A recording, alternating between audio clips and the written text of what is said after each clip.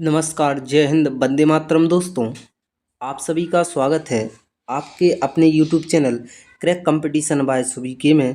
और जैसा कि दोस्तों आप सभी को पता है कि हम कंटिन्यू लगातार एक सीरीज के माध्यम से आपका इंडिया जी के फिनिश करने वाले हैं, जिसमें हमने इंडिया जीके के हर पार्ट में 30+ क्वेश्चन लाए हैं और इंडिया जीके के एक क्वेश्चन आंसर काफ़ी जो भी परीक्षाएं होंगी आपके भारत में, आपके किसी भी राज्य में, वो सभी के लिए महत्वपूर्ण है भारत के अंदर, है ना।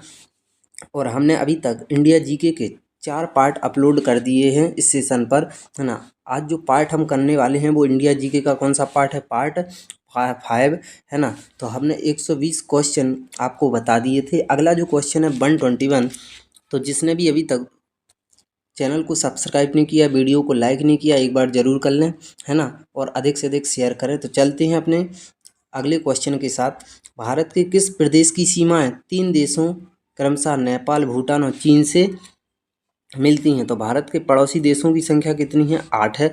और 8 में से एक पड़ोसी देश है जिसका नाम है कौन सा? तो आपको बताना है वो कौन सा देश है भारत का पड़ोसी देश जिसकी सीमा नेपाल, भूटान और चीन से मिलती है ना। तो भारत के किस प्रदेश की सीमा है? सॉरी, यहाँ देश नहीं पूछा है, प्रदेश राज्य पूछा है।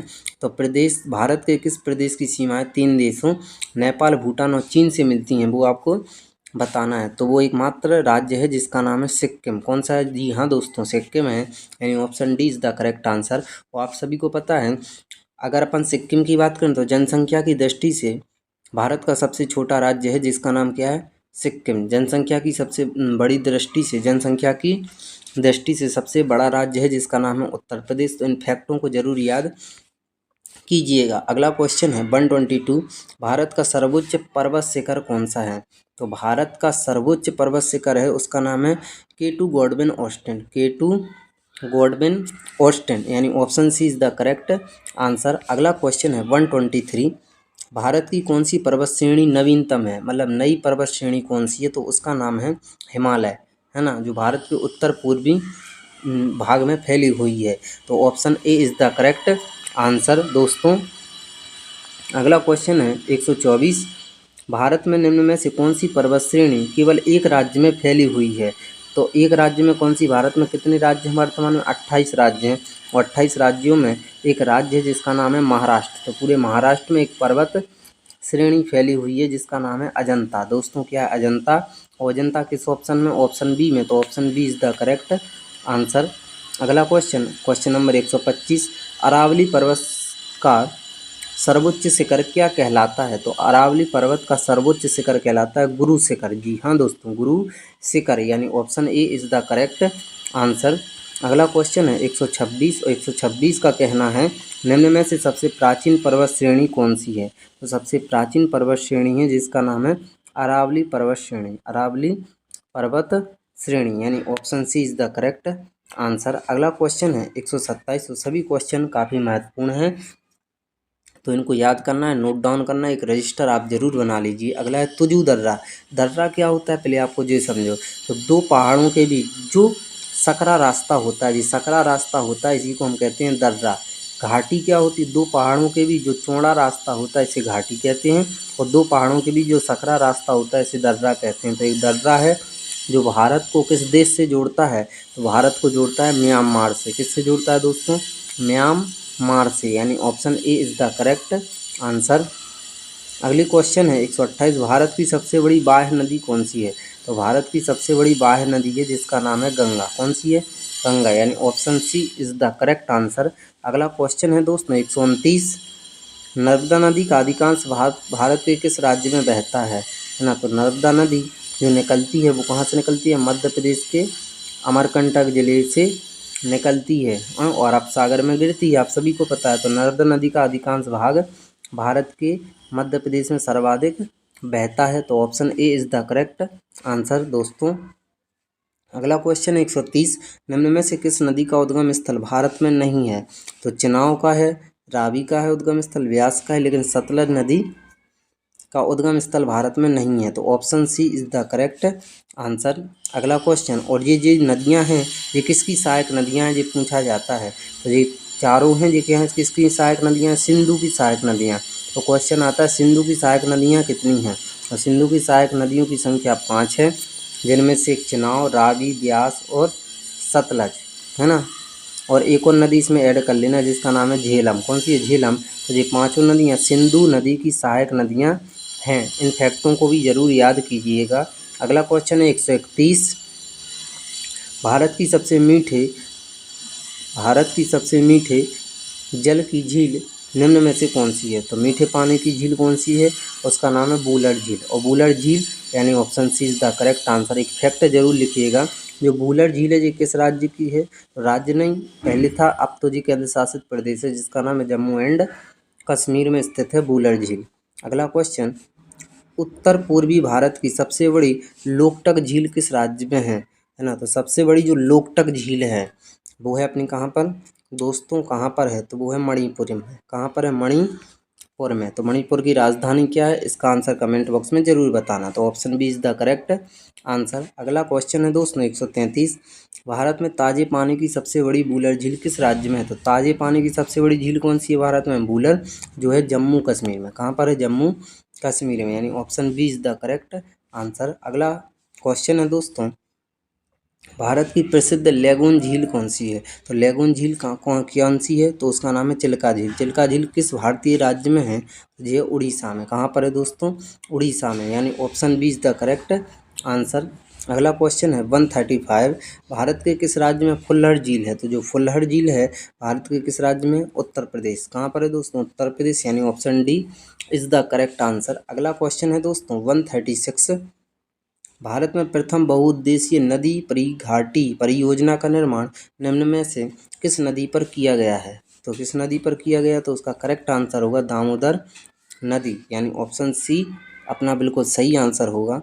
अगला क्वेश्चन 137। भारत के कोरोमंडल तट पर सर्वाधिक वर्षा होती है, कब होती है, तो ये होती है अक्टूबर और नवंबर माह के आसपास। अक्टूबर और नवंबर माह के एवं ऑप्शन बी बिल्कुल सही होगा। अगला क्वेश्चन है दोस्तों 138। भारत में सर्वाधिक वर्षा प्राप्त करने वाला स्थान कौन सा है, तो उसका नाम है मासिन राम। कौन सा है, मासिन राम जी, करेक्ट कर लेना कौन सा है वो, मासिन राम, यानी option A is the correct answer. तो आप सभी पर जितने भी क्वेश्चन का आंसर आप सभी को पता है, उसका आंसर कमेंट बॉक्स में ज़रूर बताएं कि हमने 30 में से आप पर कितने बने हुए हैं। ठीक है ना दोस्तों। अगला है, भारत पाकिस्तान बगलिहार परियोजना निम्न नदियों में से किस एक पर स्थित है ना। तो ये है, ये कहाँ पर है, ये आपको बताना है। तो भारत पाकिस्तान बगलिहार परियोजना, तो ये किस नदी पर है, तो ये है झेलम नदी पर। किस नदी पर दोस्तों, झेलम नदी पर। तो option A is the correct answer. अगला क्वेश्चन है दोस्तों, भारत के किस राज्य में जाड़े के मौसम में वर्षा होती है। तो जाड़े के मौसम में वर्षा कहाँ पर होती है, उड़ीसा में होती है दोस्तों, यानी option A is the correct answer. अगला क्वेश्चन है दोस्तों 141। भारत के पश्चिमी समुद्री तट पर वर्षा किस मानसून से होती है। किस मानसून से होती, तो होती दक्षिण पश्चिम मानसून से, यानी option B is the correct answer. अगला क्वेश्चन 142। भारतीय वन सर्वेक्षण विभाग का मुख्यालय कहाँ है, ये बताना है। तो कहाँ है, तो ये है देहरादून में। कहाँ पर है, देहरादून में, यानी option B is the correct answer दोस्तों। अगला क्वेश्चन है 143। भारत में वृक्षारोपण उत्सव जिसे वन महोत्सव के नाम से जाना जाता है, उसके जन्मदाता कौन है। तो वो हैं कौन से, मुंशी, के.एम. मुंशी। कौन से हैं, के.एम. मुंशी, यानी option C is the correct answer. अगला क्वेश्चन है 144। विश्व के कुल वन क्षेत्रफल का कितना प्रतिशत हिस्सा भारत में है। तो कितना प्रतिशत है, तो वो है 2.82%, यानी ऑप्शन बी बिल्कुल अपना करेक्ट होगा दोस्तों। अगला क्वेश्चन 145। भारतीय वन सर्वेक्षण विभाग की स्थापना कब की गई थी। तो कब की गई थी ये आपको बताना है। तो वो हुई थी 1989 में। कब हुई थी दोस्तों, 1989 में। थोड़ा यहाँ पर एडिट कर लेना, वो हुई थी 1981 में, यानी option C is the correct answer होगा दोस्तों। अगला क्वेश्चन 146। भारत में चंदन की लकड़ी के लिए प्रसिद्ध राज्य कौन सा है। तो चंदन की लकड़ी के लिए जो प्रसिद्ध राज्य है उसका नाम है कर्नाटक, यानी option C is the correct answer दोस्तों। अगला क्वेश्चन है इस सेशन का थर्ड लास्ट क्वेश्चन है, भारत के प्रमुख वनस्पति कौन सी है। तो भारत की जो प्रमुख वनस्पति है उसका नाम है पतझड़ वन। कौन सी जन? पतझड़ वन, यानी option B is the correct answer. अगला क्वेश्चन 148, भारत में दुधवा राष्ट्रीय उद्यान कहाँ स्थित है? तो भारत में 28 राज्य हैं और 28 राज्यों में दुधवा राष्ट्रीय उद्यान जो है वो कहाँ पर है, ये आपको बताना है। तो वो है अपना उत्तर प्रदेश में, यानी ऑप्शन सी बिल्कुल सही होगा दोस्तों। अगला क्वेश्चन 149, भारत में कान्हा किसली राष्ट्रीय उद्यान कहाँ है? तो कान्हा किसली राष्ट्रीय उद्यान है मध्य प्रदेश में, है ना, और यानी option D is the correct answer. और मध्य प्रदेश में कहाँ पर है? तो मध्य प्रदेश में मंडला और बालाघाट जिले में। अगला क्वेश्चन इस सेशन का अंतिम क्वेश्चन है दोस्तों, भारत में जिम कॉर्बेट राष्ट्रीय उद्यान कहाँ है? तो असम में नहीं है, महाराष्ट्र में नहीं है, उत्तर प्रदेश में नहीं है। तो इसका करेक्ट आंसर होगा इनमें से कोई नहीं। तो जिम कॉर्बेट राष्ट्रीय उद्यान जो है वो भारत के किस राज्य में है, ये याद रखना। तो वो राज्य उत्तराखंड। कौन सा है? उत्तराखंड। तो उत्तराखंड राज्य में जिम कॉर्बेट राष्ट्रीय उद्यान है। तो दोस्तों यहाँ पर हमने आपके इंडिया जीके के 30+ क्वेश्चन बता दिए हैं जो काफ़ी महत्वपूर्ण है परीक्षा की दृष्टि से। इनको लिखिएगा, याद कर लीजिएगा और नोट डाउन जरूर कीजिएगा। तो आप अगर वीडियो अच्छा लगा है तो कमेंट बॉक्स में ज़रूर बताएं। वीडियो को अधिक से अधिक आप लाइक करें और जो दोस्त पहली बार इस चैनल पर विजिट किया है वो सब्सक्राइब जरूर करें। तो मिलते हैं, है ना, next video next question answer के साथ। तब तक के लिए धन्यवाद दोस्तों, है ना। Thank you. वंदे मातरम।